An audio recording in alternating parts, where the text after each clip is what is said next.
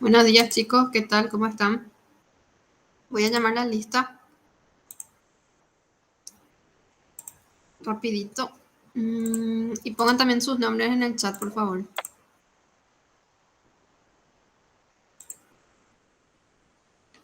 Romina Adorno,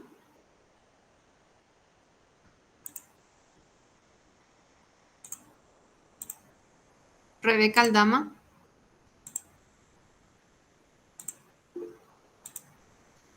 Sonia Aquino, Presente. Canela Audre, Presente. Annelise Austen, Presente. Matías Ábalos, Renzo Batilana, Presente. Jonathan Benítez, Lucía Benítez, Clara Becker, Camila Cabral, Presente. María Cáceres, Presente, profe. William Cardoso, Presente. María Chamorro, Presente, profe. Elías Sicorio, Ana Colmán, Presente, profe. Romina Cubilla, Sara Dávalos, María del Mar de Amoriza, Presente. ok, Matías del Valle, Presente. María Estigarribia, Presente. Álvaro Fernández, Presente. Rebeca Ferreira, Presente. María Paula Flores, Presente. María Paz García, Presente. ok, María Belén García, Presente, profe. María Yelén Garres, Presente. Karen, Presente. Yamila, Presente, profe. Rolando Daniel,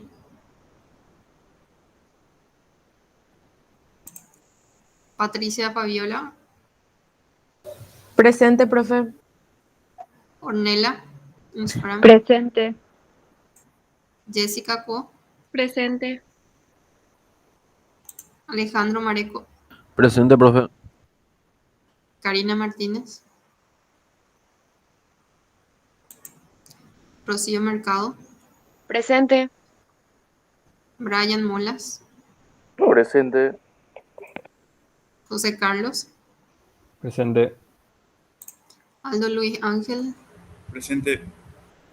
José Fabricio, Presente. María Alejandra Ocampos, Presente. Evelyn Margarita, Alfredo Fernando, Presente. Gabriela Desire, Vivian Eunice, Presente. Carlos Alexandre, Presente. María Mercedes, Presente. María Belén, Presente. Antonio Manuel, Presente, profe. Guillermo Sebastián, Presente, profe. María Belén, Presente, profe. Velázquez y Salazar. Presente. Los dos se llaman María Belén. Bueno, les dejo entonces aquí con la otra Ana. Voy a fijarme en el chat nomás, chicos, el resto de los alumnos que se pasó la lista. Pongan por favor en el chat. Así le voy a poder poner presente.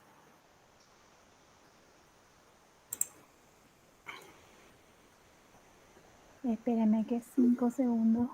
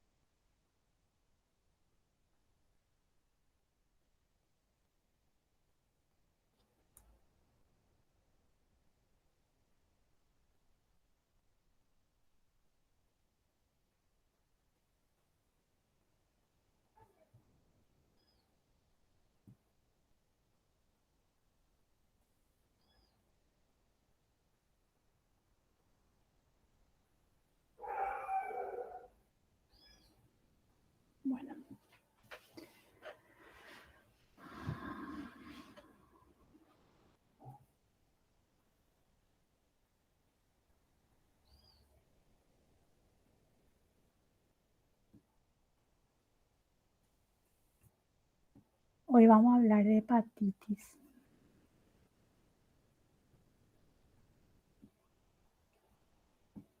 Pero, a ver, un poco... No encuentro mi...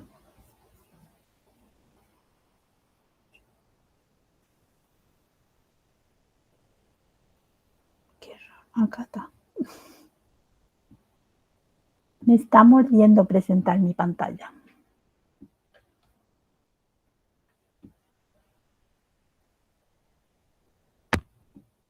Bueno. Ahí ven todos. Entonces vamos a hablar de las hepatitis o hepatopatías, que tienen múltiples orígenes. Tienen que acordarse primero que el hígado es nuestra máquina procesadora, una fábrica.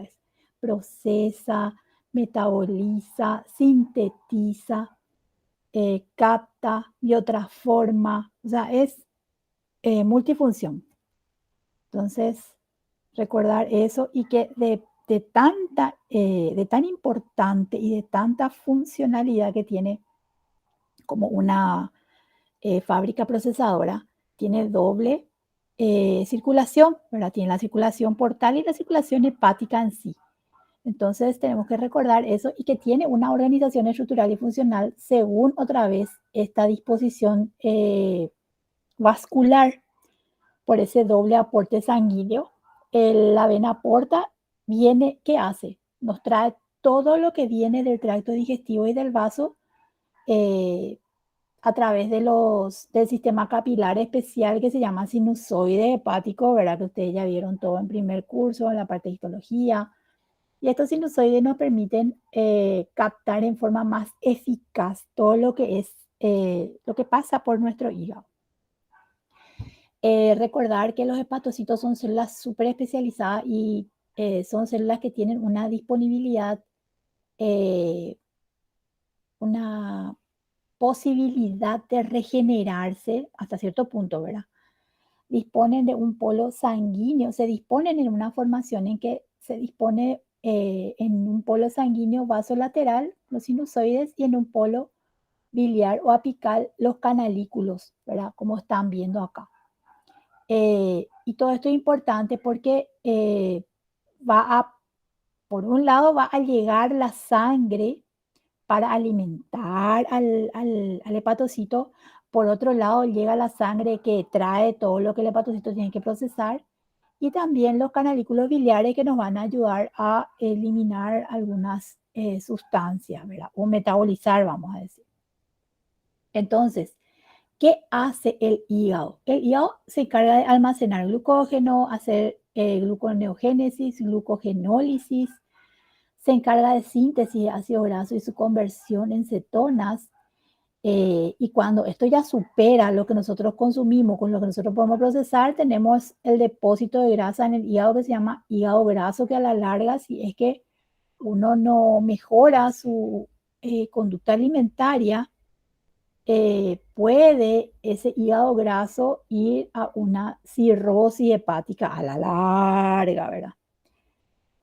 La formación de lipoproteínas, colesterol, fosfolípidos, la desaminación de aminoácidos, la conversión de amoníaco en urea, el catabolismo y la excreción de hormonas, de todo eso se encarga. En la parte de proteína, él se encarga de la síntesis de los factores de la coagulación, de la albúmina. De hecho, si, qué sé yo, uno de ustedes se va al odontólogo y resulta que tiene un TP bajo, un tiempo de protrombina bajo. Ahí con eso yo estoy midiendo no solamente los factores de la coagulación, vitamina K dependiente, sino también estoy midiendo la funcionalidad de ese hígado. Entonces, si uno está con una hepatopatía, que puede ser aguda o crónica, la función del hígado de sintetizar cosas nuevas se va a ver alterada. De hecho, que lo primero, luego cuando tenemos un problema hepático, empieza a subir ¿qué cosa? Las transaminasas, la GOT, la GPT, que son, o ALT, AST, que son las transaminasas hepáticas, que están diciendo que ese hígado está sufriendo, ¿verdad? Y que no está pudiendo procesar o no está pudiendo cumplir su función, no solo de procesamiento de sustancias, sino también su función de síntesis. También se encarga de almacenamiento de las vitaminas A, B12, folatos, hierro. La detoxificación y depuración del cuerpo de sustancias endógenas como la bilirrubina, el amoníaco, por el ciclo de la urea, las bacterias, los antígenos a partir de la circulación portal, las sustancias exógenas como los fármacos, todo lo que ustedes tomen va a pasar o tiene su paso hepático. Y tiene su ajuste si es que, por ejemplo, yo tengo una insuficiencia hepática. Si mi hígado no anda, no le voy a estar metiendo paracetamol, que justamente es hepatotóxico. Así hay cosas que, ¿cómo les voy a decir? Elementales son para nosotros y que no, como médicos, no podemos dejar pasar. Para mí, por ejemplo, una aberración que se tenga que dar en el dengue de paracetamol, porque el dengue de por sí produce una hepatopatía, una hepatitis viral, y el hígado ya se ve resentido por eso, y nosotros le estamos dando paracetamol cada 6 horas, y hay gente que como se siente tan mal, le toma luego cada 4 horas 1 gramo, y la dosis máxima de paracetamol es 4 gramos día, imagínense. Si ustedes dividen cada 4 horas le están dando 1 gramo, están dando 6, ya pasaron todo, ¿verdad? Entonces, para que tengan una idea, todo lo que ustedes consuman va a tener paso hepático. Y hay algunas cosas que le afectan más que otras a nuestro hígado. Todo el alcohol que ustedes consumen, estudiante de medicina, tiene paso hepático y va a afectarle a su hígado a la larga. Hoy son jóvenes, no pasa nada, pero a la larga, si es que siguen consumiendo grandes cantidades de alcohol, eso puede afectar a nuestro hígado y llevarle a una eventual cirrosis, ¿verdad? Tiene la función secretora de formar bilis. ¿Para qué? ¿Para qué servía la bilis? Para absorber emulsificador de las grasas, ¿verdad? Para absorber ese tipo de alimentos. Y una función excretora que permite eliminar muchas sustancias o medicamentos o muchas cosas a través de la bilis. Entonces, secreta bilis para emulsificar las grasas y para que podamos digerir nuestro puchero con tortilla, por ejemplo. Pero también esa bilis no solamente tiene esa función digestiva, sino también el hígado a través de la bilis va a eliminar sustancias que para nosotros llegan a ser tóxicas. Entonces, hay varios tipos de lesiones o noxas que pueden causársele al hígado, y entre ellas tenemos la inflamación, que sería el daño del hepatocito ligado a la entrada de células inflamatorias que se denomina hepatitis, y esto puede ser una inflamación de las zonas de entrada, de la zona portal, o afectar al parénquima en sí, ¿verdad? Después está la degeneración, cuando el hepatocito es atacado por agentes tóxicos o inmunológicos y tiene aspecto edematoso, puede haber depósito de hierro, cobre, bilis, la esteatosis, que es el depósito de grasa, que casi todo lo que tenemos encima de 40 años tienen esteatosis hepática, a no ser que sea un fitness, qué sé yo, un modelito que hace ejercicio todo el día y un varón a los 40 años que hace ejercicio todo el día y que es fitness. Bueno, está bien, muchachos, yo no tengo problema con el tema de la orientación, pero realmente el heterosexual no es que se cuida demasiado después de los 40. Lastimosamente es una realidad que si podemos fomentar eso en varones y mujeres mayores de 40 años, que se cuiden, que traten de ser fit, ¿verdad? Va a ser genial. En Asunción pasa, pero fuera de Asunción, o sea, fuera de Central, vamos a decir, no vas a ver eso. Una señora de 45 años qué sé yo, en Concepción, allá en el fondo, Valle Potrero, no está comiendo ensaladita de lechuga con tomatito, cherry, rúcula y un bifecito a la plancha, ¿verdad? Comen puchero, comen su tortilla, comen lo que hay. Y no hay luego verdura, disponibilidad de verde en los lugares alejados de la capital es lastimosamente un poco más difícil de conseguir.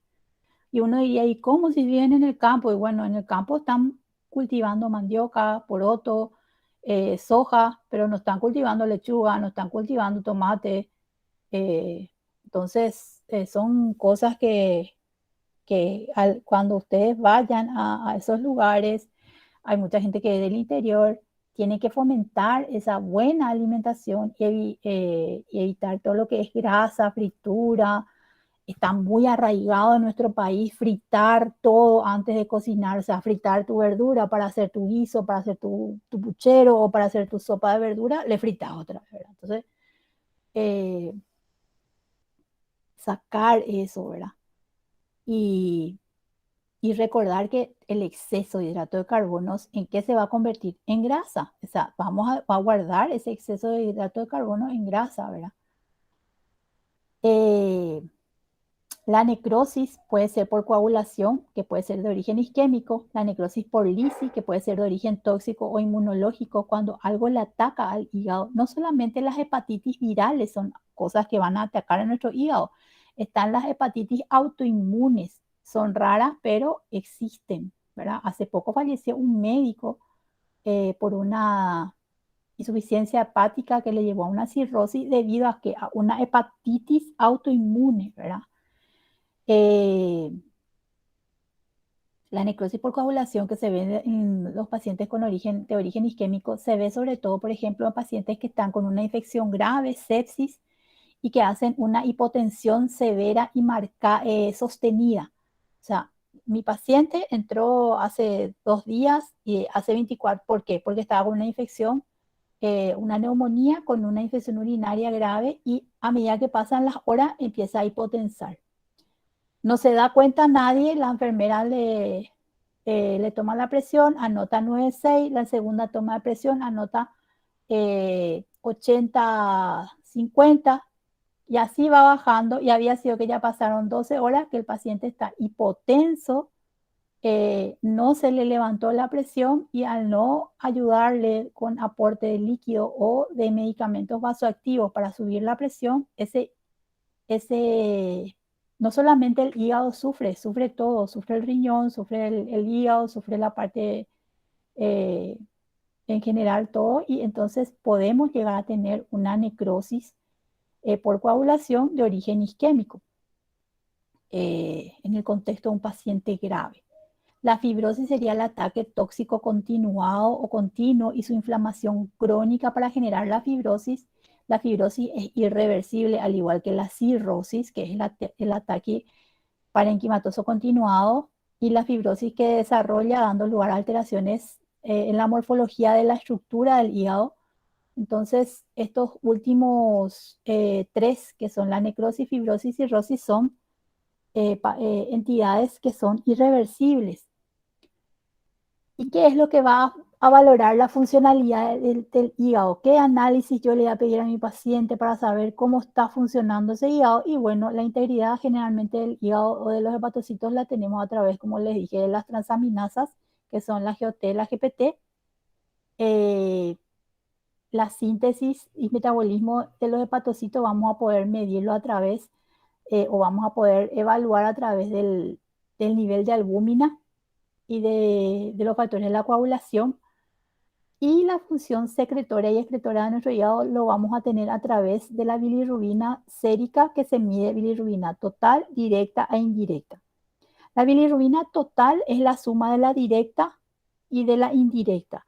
La directa se llama también bilirrubina conjugada y la indirecta no conjugada. ¿Qué quiere decir eso? La directa es la que ya pasó por el hígado, la que ya se procesó, y la indirecta es la que todavía, la bilirrubina que está viniendo y que el hígado, que está viniendo de la destrucción de los glóbulos rojos,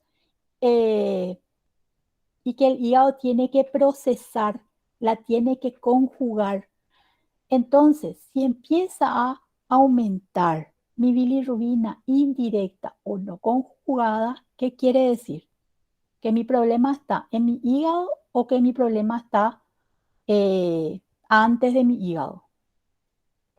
Si yo tengo una bilirrubina indirecta muy alta, Antes del hígado. está antes del hígado, exactamente. Posiblemente estoy teniendo una hemólisis, ¿verdad?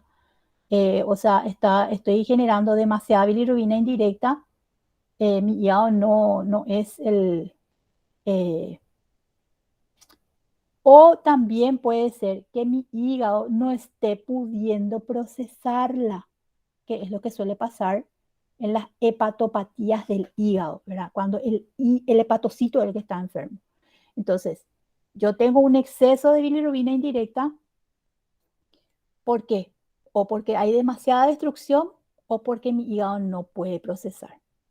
Y cuando yo ya tengo un exceso de bilirrubina conjugada, ya pasó todo el hígado, ya mi hígado ya funcionó súper bien, ya conjugó la bilirrubina, ya procesó. Entonces mi problema no está a nivel del hígado en sí. ¿Dónde va a estar? ¿Dónde se va la bilirrubina? En las vías biliares puede ser, profe. Claro, yo guardo mi bilirrubina en mi vesícula biliar, ¿verdad? Ahí guardo la bilis, ¿verdad? Que es ya el proceso de la conjugación de la bilirrubina directa y va a las vías biliares. Si yo tengo un problema en mis vías biliares, una obstrucción, que es lo que suele pasar, entonces esa obstrucción puede ser por cálculos biliares o puede ser por algún tipo de tumoración.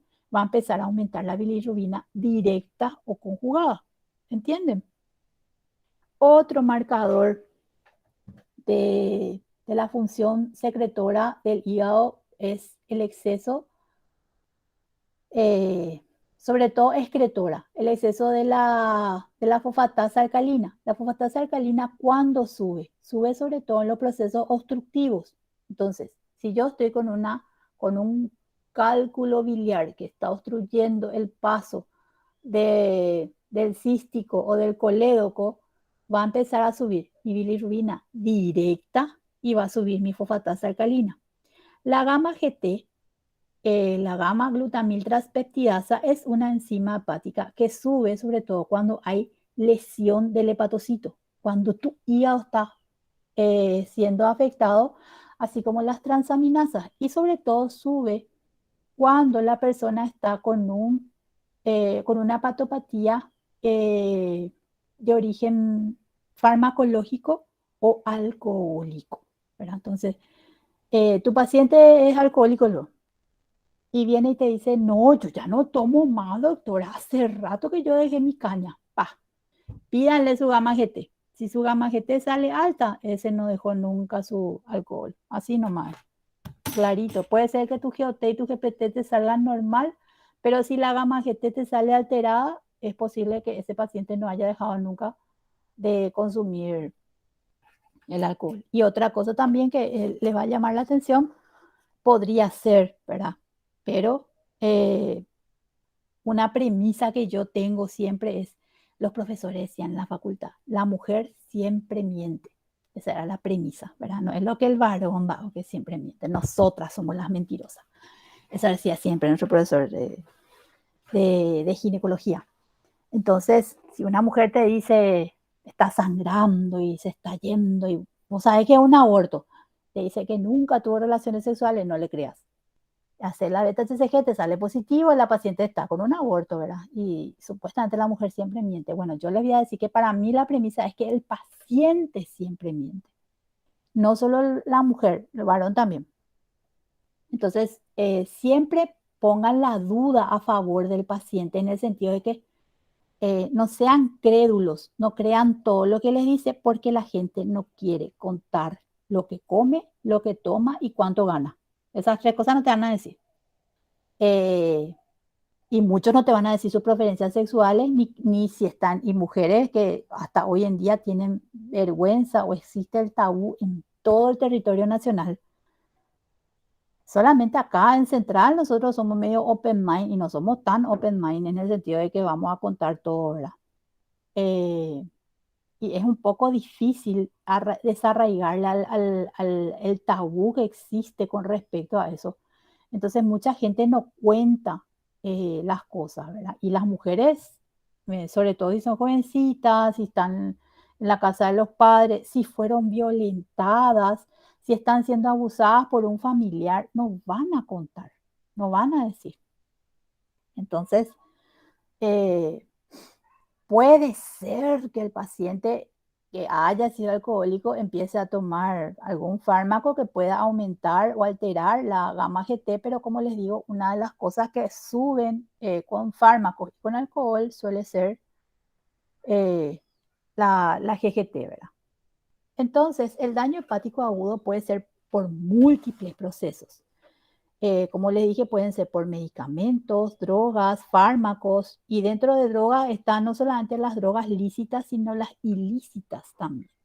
Puede ser de causa viral, y ahí tenemos el espectro de hepatitis A, B, C, D, E, y puede ser por infecciones graves que pueden llevar al paciente a un shock, ¿verdad? Y ahí tenemos el hígado de sepsis, que es un hígado que entra en una falla rápida debido a la infección generalizada que está teniendo nuestro paciente. Todo eso puede llevar a que nuestro hepatocito sufra tanto como para llegarnos a una necrosis y a una falla hepática aguda que en muchas oportunidades suele ser fulminante. Entonces, ahora vamos a ir viendo otra vez cada uno de estos problemas y el proceso inflamatorio que produce la muerte del hepatocito mediante la necrosis. Al generar una apoptosis suelen ser causas, como dijimos, virales, tóxicas, puede ser inmunológicas, un problema autoinmune, o puede ser también trastornos metabólicos o isquémicos, como ya dijimos, debido a una infección generalizada que puede llevarla a una hipotensión, un infarto que nos está dando un shock cardiogénico. Agresión tóxica no solamente pueden ser medicamentos, fármacos o drogas, pueden ser tóxicos causados por bacterias o toxinas bacterianas. Entonces, vamos a hablar un poquito de lo que son las hepatitis virales.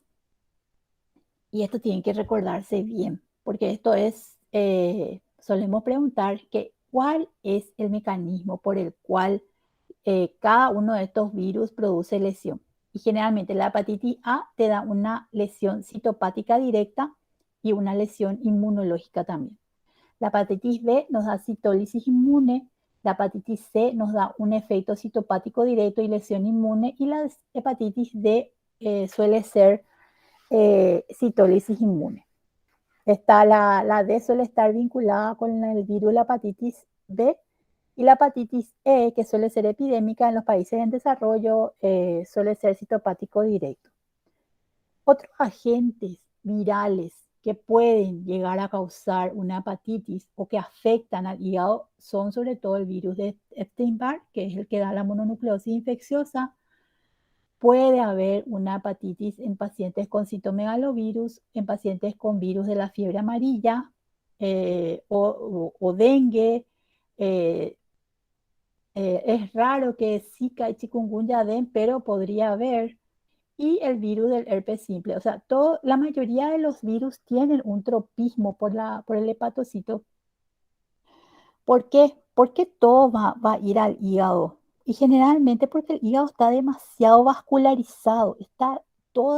Tiene doble vascularización, entonces todo tiene que pasar por ahí. Y aparte que estos virus tienen luego un tropismo, sobre todo los virus de las hepatitis A, B, C, D, E, tienen un tropismo por el hígado. Y el virus del dengue pueden dar una patopatía por la enfermedad en sí. La hepatitis A es generalmente un virus que es un virus RNA picornavirus que suele dar, como dijimos, muerte directa de los hepatocitos por lesión inmune citopático directo. tiene una transmisión fecal oral de contacto directo o por ingesta de agua o alimentos contaminados. Suele haber o puede causar una hepatitis aguda sintomática o asintomática. Generalmente la infección asintomática se suele ver en menores de 7, 8 años. Y el único síntoma que tienen los chicos suele ser ictericia. Me acuerdo que cuando yo tenía 7 años, estaba en primer grado, me voy a la casa de mi abuela y mi tía, que es médica, le dice a mi mamá, bueno, a mí me decían princesa zanahoria porque cuando era criatura, cuando era bebé, mi mamá lo único que me daba era zapallo y zanahoria, y de tanto zapallo y zanahoria me puse amarilla. Entonces mi tía, que es médica pediatra, me había hecho cuando era bebé 6 meses un análisis pensando que yo tenía una hepatitis. Y lo que yo tenía era un exceso de consumo de beta-caroteno, ¿verdad? Tanto me dio mi mamá zanahoria que me puse amarilla. Entonces ahí se quedó princesa zanahoria, ¿verdad? Y, y me acuerdo que, eso me acuerdo porque tenía 7 años, que mi tía le dice a la pucha, la princesa zanahoria está comiendo mucha zanahoria de vuelta, dijo, ¿verdad? Entonces, resulta que no. Yo le había dicho a mi tía, ni ahí, yo no me gusta más la zanahoria, no puedo ver. Y me hicieron análisis y tenía una hepatitis A. Y me contagié como en la escuela, porque mis compañeritos, había un brote de hepatitis A en ese tiempo en nuestra escuela, y fuimos varios los chicos que tuvimos hepatitis A, pero yo no sentía nada. Solamente, y mamá no se dio cuenta, o sea, solamente se dio cuenta mi tía, creo que por el ojo clínico que tenía, pero, que estaba amarilla, pero solamente eso, nada más. No había astenia, anorexia, febrícula, dolores musculares, generalmente no se ven en los chicos. Pero cuando te agarra de grande, o sea, en la adolescencia o en la juventud como ustedes, en los adultos jóvenes, suele dar mucha astenia, suele dar anorexia, el paciente tiene una sensación de plenitud gástrica, como que no quiere comer nada, todo lo que huele le da náuseas, hay dolores musculares, articulares, fiebre, puede tener vómitos, diarrea y la ictericia, que es característica, ¿verdad?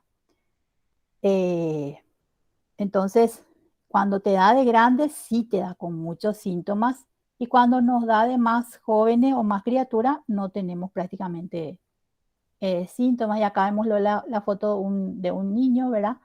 En donde recordar que se transmite, como dijimos, de forma fecal oral, por consumo de agua o alimentos contaminados. La persona suele tener fiebre, ictericia, que es la coloración amarillenta de la piel y las mucosas, malestar, cansancio, anorexia. La coluria, ¿qué sería? La coloración oscura de la orina debido al exceso de bilirrubina que pasa a la orina y que tiñe esa orina de color así guaraná, a veces inclusive cuando consumimos poco líquido tipo Coca-Cola, las náuseas, los vómitos, la sensación de malestar. Y la acolia, ¿qué sería? La presencia de heces blanquecinas, porque como el hígado no está pudiendo procesar toda la bilirrubina que le llega, porque el hígado está enfermo, entonces la bilis pasa directamente a la orina, ¿verdad? Por eso tenemos esa coluria, y no está pasando la bilirrubina conjugada al intestino, entonces, que es lo que le da ese color marrón a nuestra materia fecal. Entonces tenemos unas heces blanquecinas como arcilla, así color clarito, ¿verdad? El periodo de incubación suele ser de 24, dice 28 a 45 días, pero en la semana que vos estás en contacto con alguien podés ya desarrollar. Es muy contagiosa, y 2 semanas antes y hasta 2 semanas después de que vos tenés síntomas, ya podés estar eliminando el virus y contagiando a personas de tu entorno. ante la sospecha de esta enfermedad es importante, como dice acá, no medicarse, no automedicarse. ¿Por qué? Porque el hígado no puede procesar nada. Famoso, la mamá le ve a su hijo con fiebre, le mete paracetamol o ibuprofeno. No hay que automedicarse. Y hay que hacer una dieta especial porque hay muchas cosas que no podemos comer o que nuestro hígado generalmente que se encarga de qué, de la digestión a través de la bilis, de las grasas. ¿Y qué pasa? No estás teniendo producción de bilirrubina como para poder procesar eso. Entonces tu dieta tiene que ser pobre en grasa, tratar de no consumir huevos, chocolate. ¿Por qué? Porque son todos alimentos que sobre todo se procesan con bilis, que estimulan la contracción luego de la vesícula biliar, eh, y que si nosotros consumimos eso vamos a tener malestar más que otra cosa, ¿verdad? Evitar todos los medicamentos que se puedan, hacer reposo. Generalmente, como dice acá, es una de las principales causas de hepatitis en niños y en jóvenes.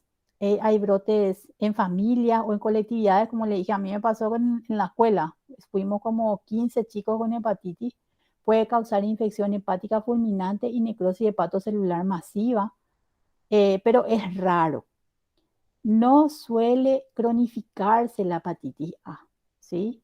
En cambio, van a ver que la B, la C sí pueden cronificarse, y se generan anticuerpos protectores contra la reinfección de por vida. Si una vez tuviste hepatitis A, ya no lo volvés a presentar. Acá vemos que el periodo de incubación, como dice, 2 a 4 semanas. El paciente empieza a tener elevación de las enzimas hepáticas generalmente entre la semana y los 15 días, y empezamos a tener en la fase ictérica una elevación de las transaminasas y aumento paulatino eh, de la inmunoglobulina IgM, ¿verdad? Ustedes saben que IgM nos dice infección reciente y IgG nos habla de infección ya o cicatriz serológica. Generalmente la IgM empieza a subir un poco después que suben las transaminasas, y suele persistir entre los 3 o 2 y 6, 7 meses, a veces hasta el año. Y la IgG suele aumentar de a poco y hacer un pico o empieza a subir desde los 6 meses en adelante, que ya sería la convalecencia y recuperación del paciente, ¿verdad? Acá vemos cómo empiezan a subir las transaminasas en las primeras semanas y la IgM también va subiendo, pero sobre todo sube más a los 2 meses o mes y medio y se mantiene hasta generalmente 6, 7, 8 meses. Lo que sí suele subir de a poco es la IgG y empieza sobre todo a subir, acá dice desde las 2 semanas y media, pero vamos a poder medirla realmente generalmente a los 3, 4 meses, 6 meses con certeza, ¿verdad? Y entonces el anticuerpo anti-IgM de la hepatitis A nos dice que estamos con un cuadro de infección aguda. Suele, como dice acá, aparecer al inicio de los síntomas con un pico en la fase aguda o convalecencia temprana y se detecta hasta 6 meses. Suele ser detectado poco después de que empieza a aumentar las enzimas hepáticas. Cuando tenemos algo asintomático, puede ser por hepatitis A previa con persistencia IgM, o puede ser falso positivo, o puede ser la infección asintomática, como le dije, que suele ser en niños menores en la edad escolar. La IgG, la inmunoglobulina G antihepatitis A, se detecta sobre todo en la fase de convalecencia temprana y persiste por toda la vida, inclusive dándonos lo que conocemos como memoria inmunológica. Ya tuvimos, no vamos a volver a tener posiblemente. Y cuando tenemos IgG positiva, pero IgM negativa, puede ser una infección previa que alguna vez tuvimos, o puede ser que fuimos vacunados y nunca hemos tenido sobre todo si no tenés antecedente o te pusieron la vacuna, posiblemente es por vacuna, ¿verdad? Luego tenemos la hepatitis B, que es bastante temida en nuestro medio. ¿Por qué? Porque es una enfermedad que podemos contagiarnos por vía parenteral, drogas, transfusiones, por pinchazo, o sea, por accidente cortopunzante. Puede haber una transmisión vertical de madre a hijo en un 5% y también puede ser por vía sexual. Esto es bastante frecuente. Puede ser por vía fecal oral, muy raro, no, prácticamente no se ve, pero sí se ve por vía sexual y por vía parenteral o accidente de punción, ¿verdad? Ese es lo que nosotros tenemos que tratar de no tener. El accidente de punción, que es eh, pensando que ustedes son todos vírgenes, que se recuidan y usan preservativo y no van a enfermarse de ninguna enfermedad de transmisión sexual. Entonces, vamos a decir que como médico, estudiante de medicina, nosotros lo que tenemos que cuidarnos es del accidente de punción. Bueno, entonces suele causar una hepatitis aguda sintomática con todo, ¿verdad? Febrícula, náusea, anorexia, el paciente suele estar decaído, dolores musculares, articulares, puede haber diarrea, ictericia, y hay manifestaciones extrahepáticas que se pueden manifestar con artritis, erupciones tipo urticaria, angioedema o que puede ser por reacción de inmunocomplejos.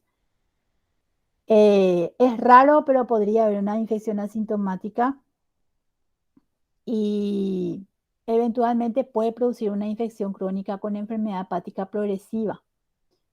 Hay pacientes portadores sanos que pueden transmitir y el virus no produce una lesión directa de los hepatocitos, sino que produce una citólisis inmune.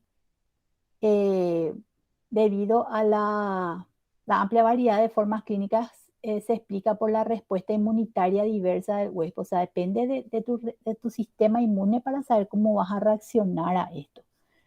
Hay activación de células natural killer, hay generación de células T citotóxicas que eliminan a las células infectadas, se producen anticuerpos antivirales con actividad neutralizante que detienen la reinfección de los hepatocitos por viriones circulantes y que producen una cascada inflamatoria con citoquina, factor de necrosis tumoral, que termina destruyendo hepatocitos, y estos mecanismos llevan a una curación o, si es que no conseguimos curarnos, a una cronificación de esta hepatitis, ¿verdad?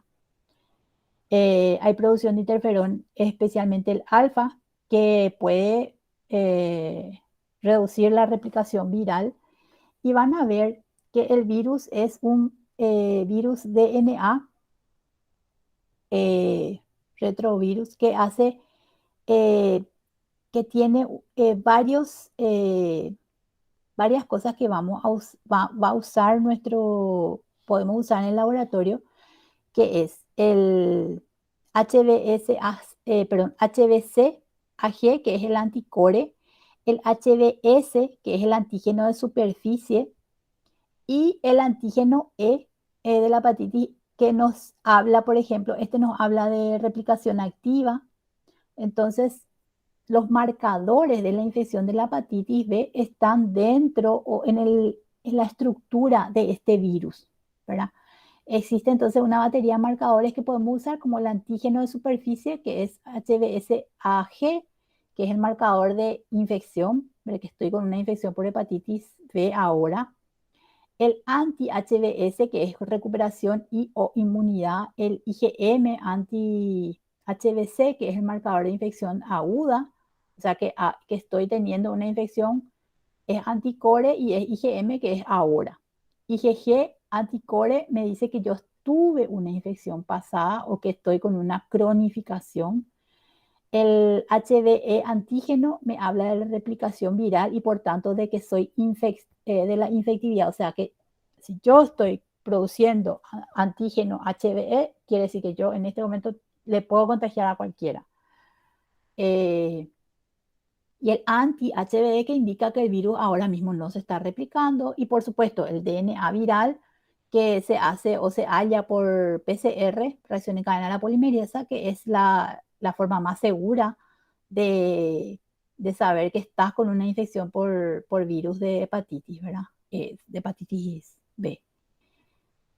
Bueno, y vamos a ver que hay un momento, el periodo de incubación, que es de 2 a 4 meses, van a empezar a subir las transaminasas. Un poquito antes ya vamos a tener el antígeno de superficie y el antígeno E de la hepatitis B, pero va a haber un momento en que podemos no tener nada, que tu HBsAg y tu anti-HB son negativos, que se llama periodo de ventana, y que justo en ese momento hiciste tu serología y te sale nada. Entonces, no tengo nada, no se den, hay que volver a controlar y recordar entonces que lo primero que suele subir son las enzimas hepáticas. Ya tenemos nuestro antígeno en superficie positivo, HBe positivo, que nos dice que hay replicación viral, y el virus el DNA viral, que en el momento podés saber si haces reacción en cadena, o sea, PCR para DNA viral de hepatitis, del virus de la hepatitis B, ya podemos saber si hay o no, ¿verdad? ¿Y cuál va a ser la evolución de la hepatitis? Y bueno, la evolución va a ser que al principio voy a tener una replicación, voy a estar con síntomas, hasta que va a llegar un momento en que el cuerpo va a parar esa replicación y vamos a empezar a producir anticuerpos contra anticore, anti-IgG, IgM, ¿verdad? Y vamos a empezar a producir anticuerpos contra el antígeno de superficie. O sea, eso es lo ideal, ¿verdad? Pero podría pasar, ¿verdad? Que en vez de que yo pueda parar la replicación viral y producir anticuerpos totales contra esto, yo cronifique, ¿verdad?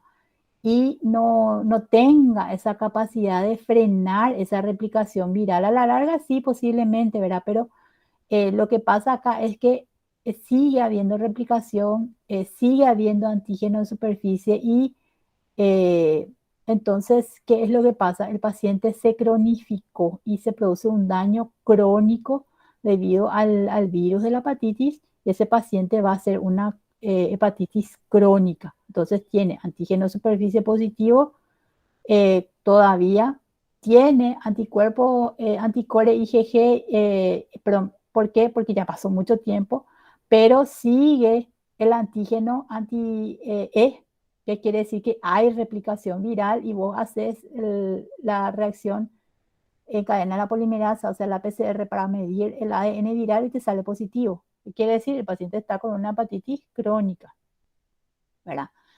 ¿Qué me va a decir que el paciente está con una hepatitis aguda? Sobre todo anticore IgM, que hay replicación viral porque hay antígeno anti-E y que hay ADN viral, ¿verdad? Esos son los hepatitis agudas. ¿Cómo sabemos si el paciente se curó? Vamos a tener anticore IgG, o sea, ya se curó, antígeno de superficie, HBsAg, ¿verdad? Anticuerpo, antígeno de superficie, y vamos a tener antígeno anti-E de la hepatitis, que quiere decir que no hay replicación viral, ¿verdad? Cuando yo tengo solamente antígeno de superficie positivo y no tengo nada de lo otro, ese paciente es vacunado y nunca tuvo el virus, ¿verdad? Entonces, el antígeno de superficie, el HBsAg, se llama también antígeno australiano, es un marcador de infección que suele aparecer en el suero en la semana y pueda estar antes del inicio de los síntomas o antes de que empiece a elevarse las enzimas hepáticas. La hepatitis crónica, en la hepatitis crónica suele haber persistencia de este antígeno de superficie por más de 6 meses. Y también recordar que el antígeno E suele ser secretado por las células infectadas y que están todavía teniendo replicación viral y por ende son infecciosas, o sea, pueden contagiar. Y por supuesto el DNA viral, que es detectable por PCR, que permite determinar la carga viral de ese paciente y que suele aparecer 2 a 5 días después de que tuviste una infección o un accidente accidente de punción o eventualmente una exposición posiblemente a través de, puede ser transfusiones, medicaciones o una relación sexual no protegida y quieren saber, ya pueden hacer en 5 días su test en cadena, su PCR, ¿verdad? El anti-HBs puede aparecer luego de que aparece luego de que desaparece el antígeno de superficie, y el anti-HBe ocurre antes de que el antígeno de superficie desaparezca, ¿verdad?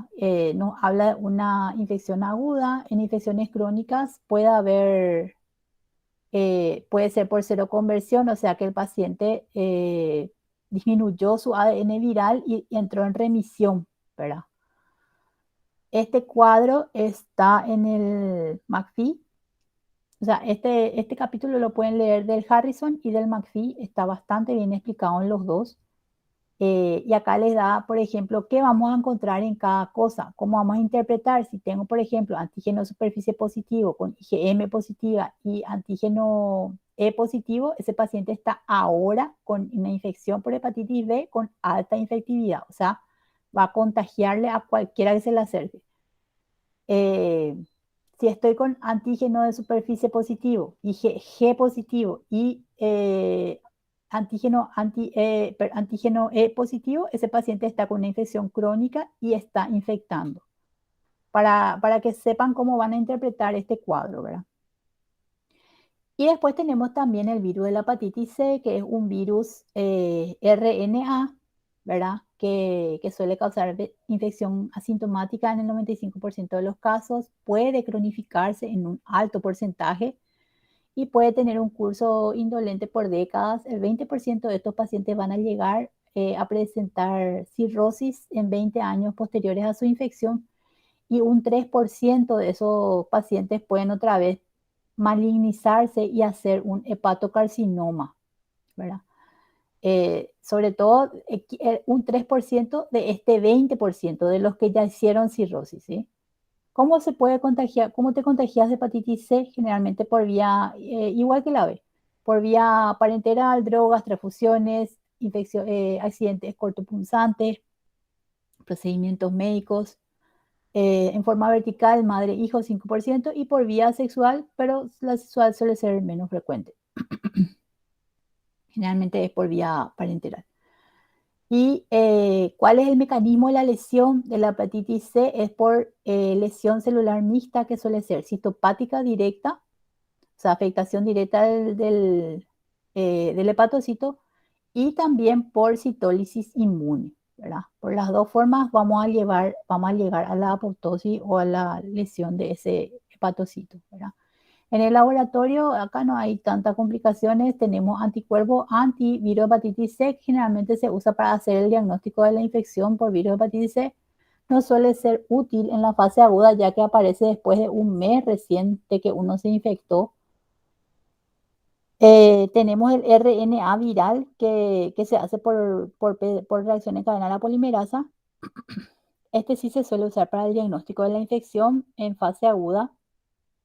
Sin embargo, más se suele usar para monitorizar la respuesta a la terapia viral, a la terapia antiviral. Y después tenemos también el antígeno de la hepatitis C, que como es algo indolente, generalmente ya no le encontramos. Es medio raro que el antígeno va a estar siempre desde el vamos, ¿verdad?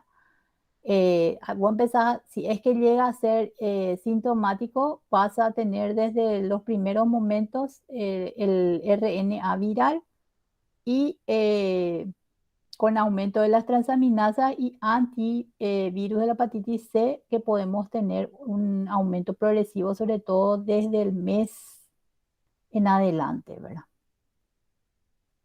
El virus de la hepatitis C suele también tender a la cronificación con el tiempo, ¿verdad? Con más frecuencia que el virus de la hepatitis B. Y recordar que, como dice acá, un 30% de los pacientes con hepatitis C va a eliminar el virus y se va a curar.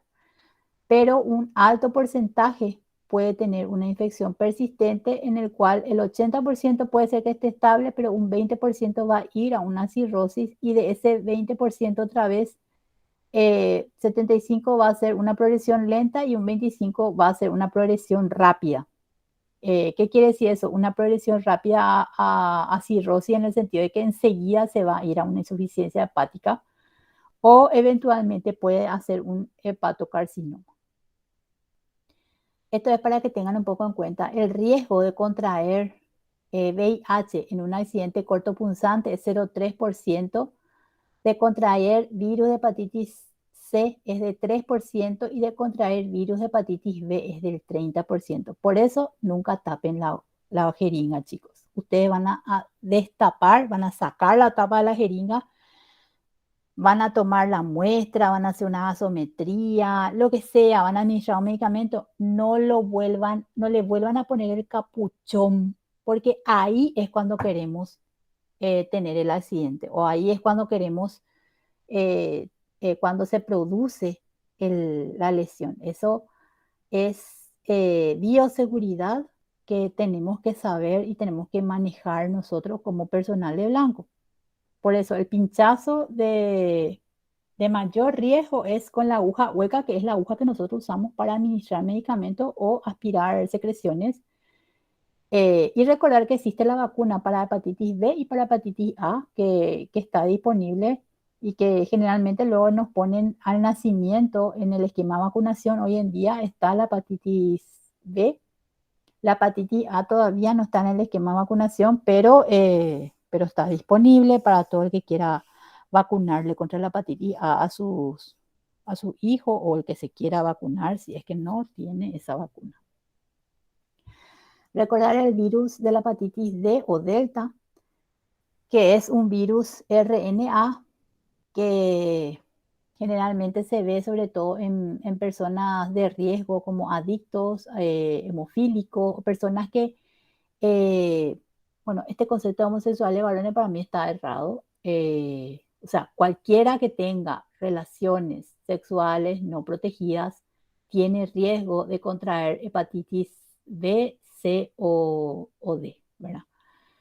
No solamente porque acá habla de homosexuales varones, yo creo que está hablando más que nada por el tipo de relación que hay con respecto a la penetración rectal que puede causar laceraciones a nivel de la mucosa y sangrado y a través de eso facilitar la entrada del virus. Las personas que recibieron múltiples transfusiones también tienen más predisposición a sufrir una infección por hepatitis D. Y entre los portadores de hepatitis B hay una prevalencia de 5% de coinfección viral. ¿Qué quiere decir eso? Coinfección de virus de hepatitis B, que es infección simultánea de B y D. La hepatitis aguda, que se cronifica, que puede también cronificarse en un 10%. Y la sobreinfección, que es un portador crónico de hepatitis B, que se infecta aparte otra vez con el virus de la D. Desemboca en una forma rápida de hepatitis crónica y se acelera la evolución hacia una cirrosis. O sea, si yo soy un paciente, generalmente esto suele pasar en las personas que reciben múltiples transfusiones, pacientes que son dializados, ¿verdad? Y que por algún motivo usaba una máquina de diálisis y no se limpió o está contaminada ya generalmente se deja la máquina de diálisis que ya está contaminada con hepatitis B para pacientes que son hepatitis B positivo, ¿verdad? Para ese tipo de pacientes y a veces si un paciente aparte otra vez presenta una coinfección con hepatitis D, ese paciente, como dice acá, va a acelerar su evolución hacia una cronicidad o una cirrosis, ¿verdad? Este cuadro también está en el McPhee y habla de qué es lo que van a encontrar, los síntomas que van a encontrar en el laboratorio, qué pruebas serológicas, el resultado y cómo se transmite, ¿verdad? Sobre todo, si hay o no vacuna, sí tenemos vacuna para la A y la B, para el resto no hay vacuna, hay prevención. Bueno, y esto sobre todo Con respecto a la hepatitis E, lo que podemos decir es que suele ser de inicio repentino, en 2 semanas ya podemos tener síntomas. Suele haber toda la sintomatología que se ve en las otras hepatitis como anorexia, artralgia, fiebre, náuseas, vómito, ictericia. Y algo característico es que la hepatitis E suele ser de transmisión fecal oral y que suele ser grave en las embarazadas. Sobre todo en las embarazadas es donde se suele, por eso es la E de embarazada, es donde suele producir puede llegar a producir una mortalidad en embarazadas sobre todo. Bueno, les voy a presentar este paciente de 50 años con antecedente de ictericia. A los 20 años se le realiza diagnóstico de hepatitis, pero no sabe el tipo. Mejora en un mes y actualmente consulta por astenia, fiebre, náusea, vómito y el examen físico revela color amarillento de la conjuntiva y dolor a nivel del hígado. No refirió antecedentes de contacto con brote epidémico, consumo de alcohol, drogas ilícitas ni otros fármacos. Tiene una dispepsia crónica, o sea, como que todo le cae pesado lo que come, ¿verdad? Y hace 3 meses presentó un accidente de moto y perdió mucha sangre, por lo cual le hicieron una transfusión sanguínea de urgencia. Entonces, ¿se acuerdan de los mecanismos de transmisión de la hepatitis A, C y B? ABC. ¿Alguien me puede comentar cómo se transmitía la A? El de ¿Cómo? A era A fecal oral, profe. Muy oral. bien. ¿La B? Puede ser por transfusiones, relaciones sexuales, Accidente. Agujas. Aguja. accidentes. ¿Y la C? Igual que la B. Igual que la B. Sí. Bueno. Entonces, este paciente tiene un hemograma glicemia urea creatinina normal, su GOT está en 371 y su GPT 652. La GOT y GPT suelen ser menos de 30 su valor normal, ¿verdad? Como dice ahí, hasta 12 ya es suficiente, ¿verdad? La bilirrubina total es 3.8 a expensas de la directa, 2.8. La serología le salió IgG para hepatitis A positivo, que posiblemente esa hepatitis que tuvo cuando tenía 20 años. Tiene antígeno de superficie positivo para hepatitis B. Tiene antígeno E positivo para hepatitis B y tiene anticuerpo anti-HBs negativo. ¿Qué tiene este paciente? Hepatitis B. Nueva, vieja, contagia, no contagia. Nueva, contagia. Nueva, Puede contagia. contagiar. ¿Y qué Sí. otro diagnóstico tiene? Puede tener una obstrucción o algo a nivel de las vías biliares por la bilirrubina directa aumentada. No creo. Lo que tiene es antecedente de hepatitis A previo. Eso es lo otro que quería que me digan, ¿verdad? O sea, que ya tuvo hepatitis A. Por eso la IgG que queda como una cicatriz. O sea, los diagnósticos de este fue hepatitis B nueva y una hepatitis A anterior. Esos son los diagnósticos, ¿sí? Recordar, como dice acá, que la hepatitis A generalmente en este paciente tiene IgG, ya tuvo hace años, hace 20 años, entonces quedó esa cicatriz inmunológica. Si era algo nuevo, íbamos a tener IgM antihepatitis A positiva, ¿verdad? Con las enzimas hepáticas elevadas y la ictericia. Pero acá lo que tenemos es la enzima hepática elevada, la ictericia,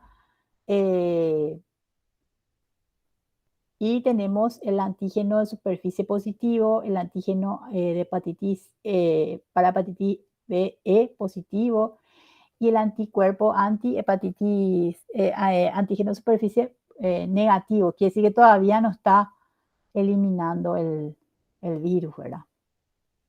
Entonces, ¿en qué parte él se encuentra ahora de este gráfico?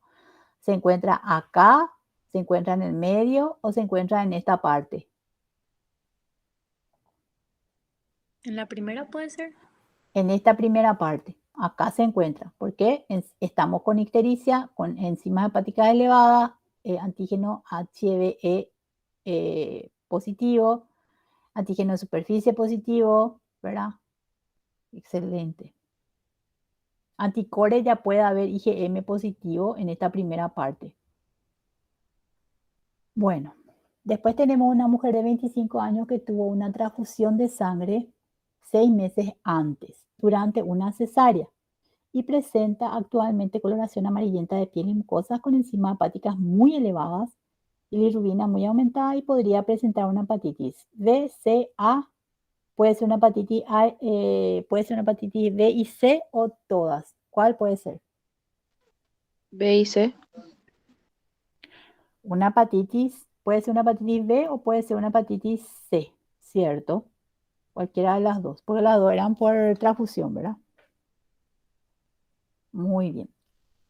Y después tenemos un caso dice, el virus de la hepatitis se produce por lesión de las células. El virus de la hepatitis B produce lesión de las células hepáticas por participación activa de los linfocitos T, liberación de citoxina, factor de necrosis tumoral alfa, interleucina, es citotóxico directo sobre la célula hepática y produce necrosis de la misma, A y B o todas.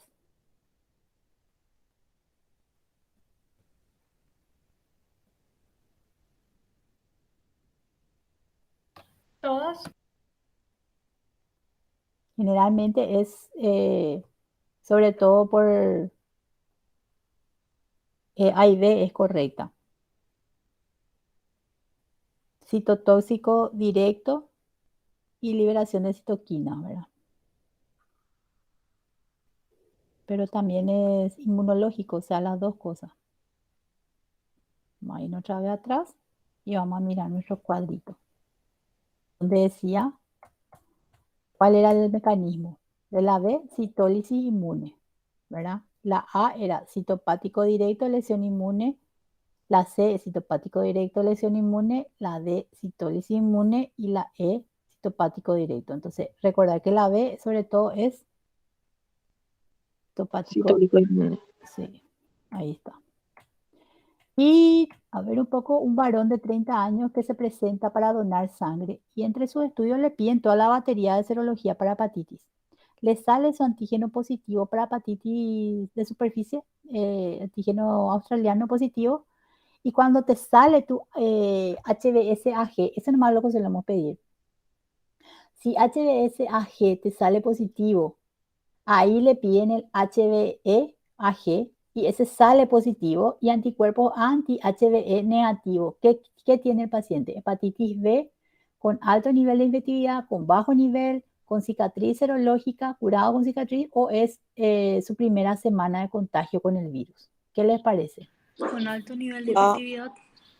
Con alto nivel de infectividad. Exactamente. Exactamente. Muy bien, chicos. Excelente. Esa fue la clase de hoy. Que más le va a dar trabajo para interpretar, pero es fácil. Es la hepatitis B. Y todo está en el virus. El virus Tienen que hacer su propio esquema Sí. nomás y ya van a captar ustedes tienen que rápido. agarrar hacer una tablita así como esta que les puse yo. Esta misma tabla ustedes pueden hacerla para la hepatitis o pueden hacer esta, ¿verdad? Los marcadores. Ustedes decían cómo quieren hacerlo, ¿verdad? Pero acá le sale bastante interesante es hacer esto. Y también esta tabla donde tenemos sobre todo qué pasa con cada virus, qué síntomas tiene. Eso les va a facilitar el panorama, vamos a decir. Está todo como les dije, en el McPhee y en el Harrison. Y recuerden que no solamente las hepatitis son virales, que son por tóxicos, por drogas, por infecciones graves, ¿verdad? Eso principalmente. No sé si alguna otra cosa. Hace poco, unos años atrás, hubo una maratón de Nike y hacía muchísimo calor y se promocionó esto y empezaban a correr a las 3 de la tarde, calorazo y encima otra vez, encima de que hacía calor, eh, fue temprano y no, la gente no tomaba mucha agua, ¿verdad? Y tuvimos desde esa vez las maratones se hacen a la tardecita noche, porque hubieron varios pacientes que hicieron golpe de calor y entre esos pacientes hubieron, creo que 2 pacientes que hicieron una hepatitis por golpe de calor, ¿verdad? Una hepatopatía, una falla hepática aguda.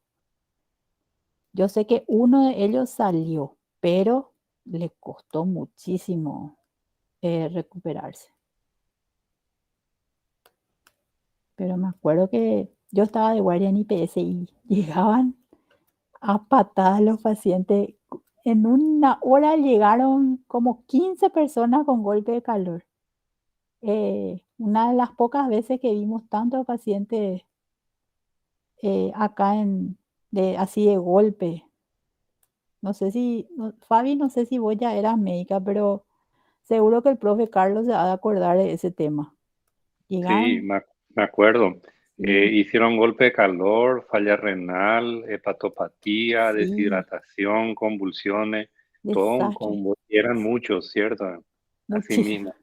Rhabdomiolisis y todo Sí, hicieron. completo hicieron. Y me acuerdo que no teníamos cama de crítico en IPS para que era un sábado. Y llegaban los pacientes. ¿Dónde le vamos a meter a todo? Era impresionante.